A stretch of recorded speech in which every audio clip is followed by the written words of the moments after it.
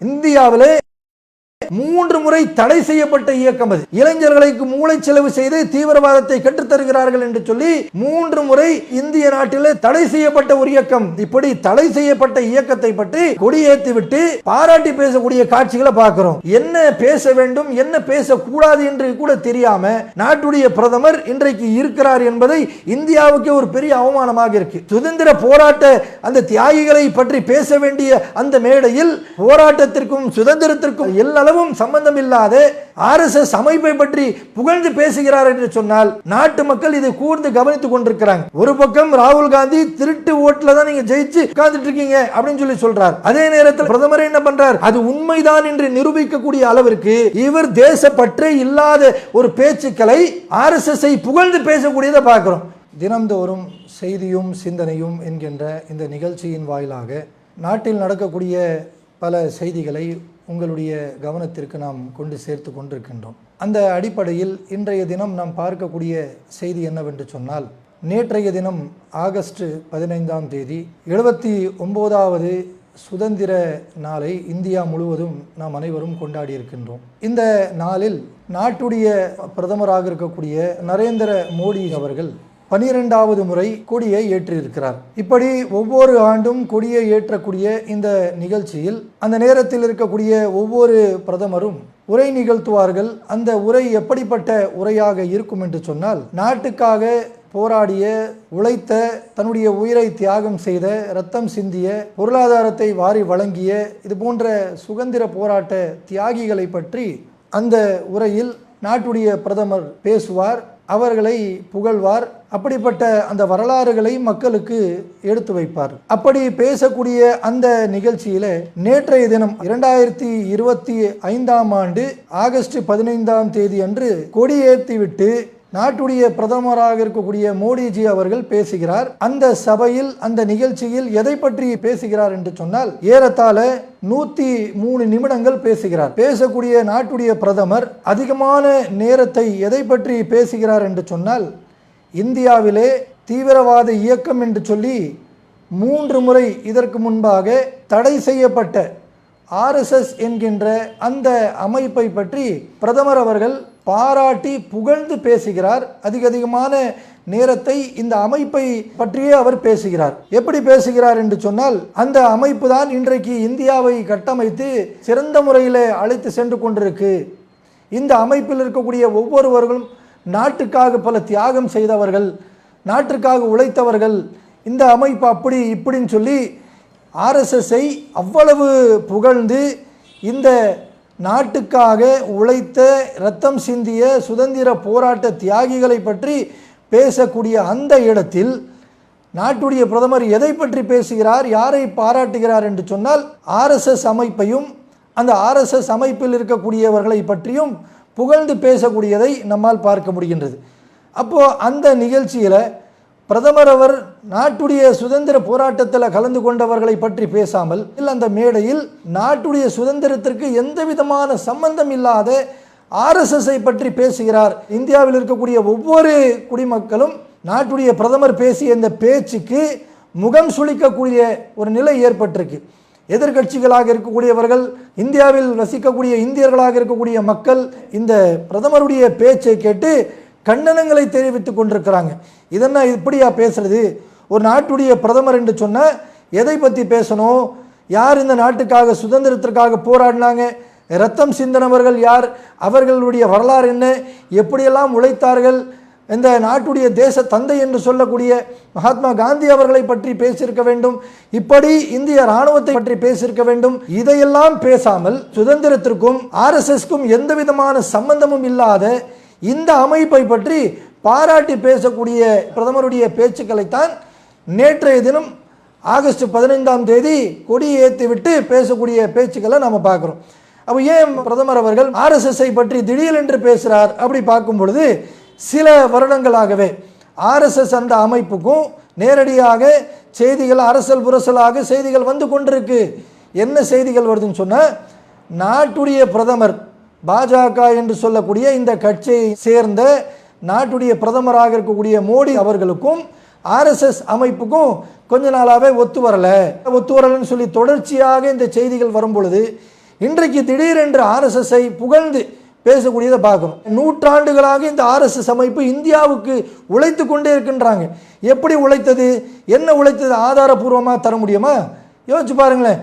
சுதந்திர போராட்டத்தில் போராடியவர்கள் ஒருபுறம், இந்த நாட்டை காட்டி கொடுத்து ஆங்கிலேயரிடத்தில் அவரிடத்தில் உயிர் பிச்சை வாங்கி வாழ்ந்தவர்கள் தான் ஆர்எஸ்எஸ்ஐ சார்ந்தவர்கள். சாவர்கர் யார், அவருடைய வரலாறு இன்றைக்கும் இருக்குது. ஆங்கிலேயருக்கு அடிமைத்தனம் சொன்னார்களோ அந்த அடிமைத்தனத்தை செய்துவிட்டு ஆங்கிலேயர் எதை செய்ய சொன்னார்களோ அதையெல்லாம் செய்து நாட்டை காட்டி கொடுத்து வாழ்ந்தவர் தான் சாவர்கர். இந்த சாவர்கரை பற்றி, ஆர்எஸ்எஸ்ஐ பற்றி இப்படிப்பட்ட ஒரு மேடையில் நின்று நாட்டுடைய பிரதமராக இருக்கக்கூடியவர் அவர் பாராட்டி பேசுகிறார் என்று சொன்ன இந்த நாடை இன்றைக்கு தலைகுனியக்கூடிய ஒரு நிலை ஏற்பட்டிருக்கு. சரி, எதற்காக இவர் பேசுகிறார் என்று பார்த்தா ஆர்எஸ்எஸ் உடைய ஒரு அஜெண்டா இருக்குங்க. என்ன அஜெண்டான்னு சொன்னால், ஆர்எஸ்எஸ் நேரடியாக அரசியலில் வரமாட்டாங்க.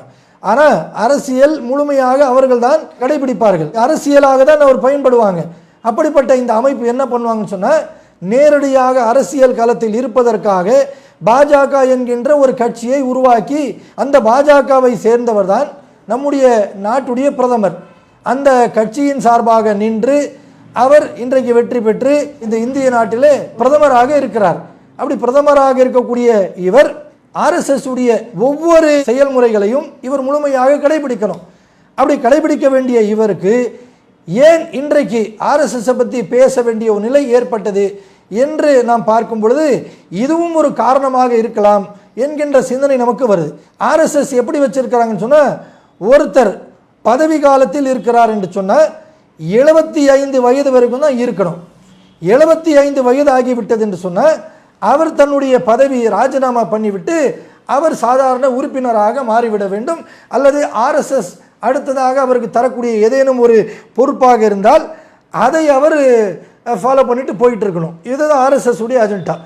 அப்போ இன்றைக்கு இருக்கக்கூடிய நம்முடைய பிரதமர் இருக்கார்ல நரேந்திர மோடி அவர்கள், அவருக்கு இன்னும் சில நாட்களில் 75 வயது ஆக போகுது. இவர் நாட்டுடைய பிரதமராக இருக்கார், 3வது முறை தொடர்ச்சியாக இருக்கார். இப்போ தொடர்ச்சியாக 3வது முறை ஆட்சியில் இருக்கக்கூடியவர், பிரதமராக இருக்கக்கூடிய இவர் 75 வயது ஆகிவிட்டது என்று சொன்னால், ஆர்எஸ்எஸ் சொல்லக்கூடிய அடிப்படையில், அவர்களுடைய அந்த அஜெண்டாவின் அடிப்படையில் இவர் என்ன பண்ணணும், தன்னுடைய பொறுப்பை ராஜினாமா பண்ணி போகணும். அப்போ இந்த பொறுப்பை ராஜினாமா பண்ண இவருக்கு மனம் இல்லையா என்னென்று தெரியலை. இப்போ என்ன செய்கிறாரு, இப்படிப்பட்ட நேரத்தில் இத்தனை நாட்களாக செய்திகள் வரக்கூடிய அந்த செய்திகள்லாம் பார்க்குறோம், ஆர்எஸ்எஸ்ஸுக்கும் மோடி அவர்களுக்கும் ஏதோ ஒரு உள் பிரச்சனை போயிட்டுருக்கு அப்படின்னு சொல்லக்கூடிய இந்த செய்திகளும் இன்றைக்கு இவர் பேசக்கூடிய இந்த நிகழ்வுகளும் நம்ம பார்க்குறோம். ஆர்எஸ்எஸ் அமைப்பை ஏதோ ஒரு தாஜா பண்ணுறாரு. நமக்கு நல்லா தெரியுது, இவருடைய பதவியை தக்க வைப்பதற்காக 75 வயது ஆனாலும் இவர் பிரதமர் பதவியிலிருந்து இறங்கக்கூடாது என்பதற்காக ஆர்எஸ்எஸ் என்ன பண்ணுறாரு, இவர் நல்ல பாராட்டி புகழ்ந்து பேசக்கூடியதை பார்க்குறோம். நீங்கள் உங்களுடைய பதவியை பாதுகாத்து கொள்வதற்காக, ஆட்சியில் அமர்வதற்காக, பிரதமராக நீங்கள் நீடிப்பதற்காக இந்த நாட்டுடைய சுதந்திர போராட்ட தியாகிகளை பற்றி பேசாமல் நீங்கள் அவமானப்படுத்துவீர்களா, அவர்களை கேவலப்படுத்துவீர்களா? இந்த கேள்வி இருக்கா இல்லையா? யோசிச்சு பாருங்க. இத்தனை ஆண்டுகளாக 12 ஆண்டுகளாக இவர் என்ன பண்றாரு, கொடி ஏற்றிக்கிட்டே இருக்காரு. கொடி ஏற்றக்கூடிய நேரத்தில் பல கண்டனங்களை தெரிவித்தோம். என்ன கண்டனங்களை? பலருடைய வரலாற்றை இவர் எடுத்து பேச மாட்டேன்றாரு. முஸ்லீம்கள் இந்த நாட்டுக்கு எவ்வளவு தியாகம் செய்தார்கள், தன்னுடைய சதவீதத்தை விட அதிகமாக முஸ்லீம்கள் இந்த நாட்டுக்காக பொருளாதாரம், உடல் ரீதியான தியாகம், உயிர் தியாகம், கல்வி புறக்கணித்தது, இத்தனை தியாகங்கள் செய்திருக்கிறார். எந்த ஒரு தியாகத்தை பற்றியும், எந்த ஒரு போராட்டத்தில் கலந்து கொண்ட தியாகியை பற்றியும் முஸ்லீம்களுடைய பெயரை எடுத்துக்கொள்ளவே இல்லை. அப்படி இருக்கக்கூடிய சூழல்ல இன்றைக்கு தமிழில் ஒரு பழமொழி சொல்வார்களே, ஆட்டை கடித்து மாட்டை கடித்து கடைசியில் மனுஷனையே கடிச்சான்னு சொல்லி, இன்னைக்கு இஸ்லாமியர்களை புறக்கணித்து புறக்கணித்து புறக்கணித்து நேற்றைய தினம் 2025 ஆகஸ்ட் குடியேற்ற தினக்கூடிய அந்த தேதியில் முஸ்லிம்களில் பற்றிய பேசாத இவர் இன்றைக்கு இந்த நாட்டுக்காக யாரெல்லாம் போராடினார்களோ, தன்னுடைய உயிர் தியாகம் செய்தார்களோ அத்துணை சுதந்திர போராட்டத்தை தியாகியை பற்றி எதுவுமே பேசாம, சுதந்திர போராட்டத்திற்கு ஒரு அணு அளவும் எந்த ஒரு உழைப்பும் தராத ஆர்எஸ்எஸ்ஐ தூக்கி பேசக்கூடிய மேடையாக இன்றைக்கு நாட்டுடைய பிரதமர் இப்படி பேசக்கூடியதை பார்க்குறோம். நாட்டில் எவ்வளோ பிரச்சனை போயிட்டு இருக்கு. இன்றைக்கு எதிர்க்கட்சி தலைவர், நீங்கள் ஓட்டுகளை திருடுதான் நீங்கள் ஜெயிச்சிங்க, திருடுதான் நீங்கள் பதவியில் உட்கார்ந்துருக்கீங்க, ஒவ்வொரு மாநிலத்திலும் லட்சோப லட்ச ஓட்டுகளை நீங்கள் திருட்டு ஓட்டு நீங்கள் சம்பாரிச்சிருக்கீங்க, இப்படியெல்லாம் சொல்லி உங்கள் மீது குற்றச்சாட்டு வைக்கிறாங்களே, அதற்கெல்லாம் ஒரு பதில் சொல்லாமல் நாட்டில் எத்தனையோ பிரச்சனைகள் இருக்குது, சுதந்திர கொடியேற்றி விட்டு இன்றைய தினம் மக்களுக்கு ஒரு நற்செய்தி சொல்லணும், இருக்கக்கூடிய பிரச்சனைகள்லாம் நாம் எப்படி தீர்க்க போகிறோம் இப்படி சொல்லியிருக்கலாம். இதையும் சொல்லாமல் ஆர்எஸ்எஸ்ஐ பற்றி முழுமையாக புகழ்ந்து பேசக்கூடிய பிரதமராக இவர் மாறிவிட்டார் என்று சொன்னால், இப்போ நாட்டுடைய மக்களுக்கு இது முகம் சுளிக்கக்கூடிய செய்தியாக இருக்குமா இல்லையா? இவர் ஆர்எஸ்எஸ்லிருந்து பயிற்சி பெற்று வந்த ஒரு பிரதமராக இருக்கலாம். ஆனால் பிரதமராக மாறிய பிறகு, இந்த நாட்டை ஆளக்கூடியவராக நீங்கள் மாறிய பிறகு, இந்த நாட்டில் இருக்கக்கூடிய எல்லா மக்களையும் சரிசமமாக பார்க்கணும். அந்த இயக்கத்தை பற்றி பேசி நீங்கள் அவர்களை மட்டுமே புகழக்கூடியவர்களாக இருக்கக்கூடாது. அப்படிப்பட்ட புகழக்கூடிய இயக்கம் அது இந்தியாவில் 3 முறை தடை செய்யப்பட்ட இயக்கம். அது எதுக்கு? தீவிரவாதத்தை வளர்க்கிறார்கள் இவர்கள், இளைஞர்களுக்கு மூளை செலவு செய்து தீவிரவாதத்தை கற்றுத்தருகிறார்கள் என்று சொல்லி 3 முறை இந்திய நாட்டில் தடை செய்யப்பட்ட ஒரு இயக்கம். இப்படி தடை செய்யப்பட்ட இயக்கத்தை பற்றி இவர் என்ன சொல்றாரு?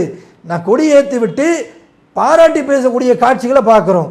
இப்படி என்ன பேச வேண்டும் என்ன பேசக்கூடாது என்று கூட தெரியாம நாட்டுடைய பிரதமர் இன்றைக்கு இருக்கிறார் என்பதை இந்தியாவுக்கு ஒரு பெரிய அவமானமாக இருக்கு. இவரை நாம பிரதமராக ஆட்சி அதிகாரத்தில் இருக்கிறார், நாட்டுக்கு ஏதாச்சும் ஒரு நல்லது செய்வார்னு பார்த்தா இவர் தன்னுடைய அந்த அமைப்பை பாராட்டி பேசக்கூடியதை பார்க்கிறோம். சுதந்திர போராட்ட அந்த தியாகிகளை பற்றி பேச வேண்டிய அந்த மேடையில் போராட்டத்திற்கும் சுதந்திரத்திற்கும் எல்லளவும் சம்பந்தம் இல்லாத ஆர்எஸ்எஸ் அமைப்பை பற்றி புகழ்ந்து பேசுகிறார் என்று சொன்னால் நாட்டு மக்கள் இதை கூர்ந்து கவனித்துக் கொண்டிருக்கிறாங்க. ஒரு பக்கம் ராகுல் காந்தி திருட்டு ஓட்டுல தான் நீங்க ஜெயிச்சு உட்கார்ந்துட்டு இருக்கீங்க அப்படின்னு சொல்லி சொல்றார். அதே நேரத்தில் பிரதமர் என்ன பண்றார்? அது உண்மைதான் என்று நிரூபிக்கக்கூடிய அளவிற்கு இவர் தேசப்பற்றே இல்லாத ஒரு பேச்சுக்களை ஆர்எஸ்எஸ்ஐ புகழ்ந்து பேசக்கூடியதை பார்க்கிறோம். உண்மையிலேயே இந்தியாவை நேசிக்கக்கூடியவர்கள், தேசப்பற்று உள்ளவர்கள், யாரேனும் ஒரு இந்திய குடிமகன், அது முஸ்லீமாக இருந்தாலும் சரி, கிறிஸ்தவராக இருந்தாலும் சரி, இந்துக்களாக இருந்தாலும் சரி, எந்த மதத்தை சேர்ந்தவர்களாக இருந்தாலும் சரி, இந்தியா என்று சொல்லக்கூடிய இந்த நாட்டை பற்றி புகழ்ந்து பேச வேண்டும். இந்த நாட்டுடைய பற்று இருக்கக்கூடிய ஒரு மனிதனாக இருந்தால் ஆர்எஸ்எஸ்ஐ பற்றி புகழ்ந்து பேசுவாங்களா? நிச்சயமாக பேச மாட்டாங்களே. இந்த அமைப்பு என்பது 3 முறை இந்த நாட்டில் தடை செய்யப்பட்ட அமைப்பு. இது தீவிரவாத அமைப்பு. இப்படி தீவிரவாத அமைப்பை பற்றி எந்த ஒரு இந்திய குடிமகனும் பாராட்டி பேச மாட்டார், பேசக்கூடிய வார்த்தைகளையும் அதை ஏற்றுக்கொள்ள மாட்டார்கள். அப்படிப்பட்ட சூழல்ல நம்முடைய இன்றைக்கு பிரதமர் என்ன செய்கிறாரு? ஆகஸ்ட் 15 அன்றைக்கு கொடியேற்றி விட்டு மக்களுக்கு உபதேசம் சொல்ல வேண்டிய அவர், மக்களுக்கு நற்செய்தி கூற வேண்டிய அவர், நாட்டுடைய சுதந்திரத்தை பற்றி பேச வேண்டிய அவர் ஆர்எஸ்எஸ்ஐ புகழ்ந்து பேசுகிறார் என்று சொன்னால் இது மிகவும் கண்டிக்கக்கூடிய விஷயமாக இருக்கின்றது. இந்த செய்தியும் சிந்தனையும் மூலமாக இந்த பேச்சுக்களை பேசிய பிரதமரை செய்தியின் சிந்தனையின் மூலமாக கண்டிக்கின்றோம் என்று சொல்லிக்கொண்டு இந்த நிகழ்ச்சியை நான் நிறைவு செய்கிறேன். அஸ்ஸலாமு அலைக்கும் வரஹ்மத்துல்லாஹி வபரகாத்துஹு. அல்லாஹு அக்பர். அல்லாஹ்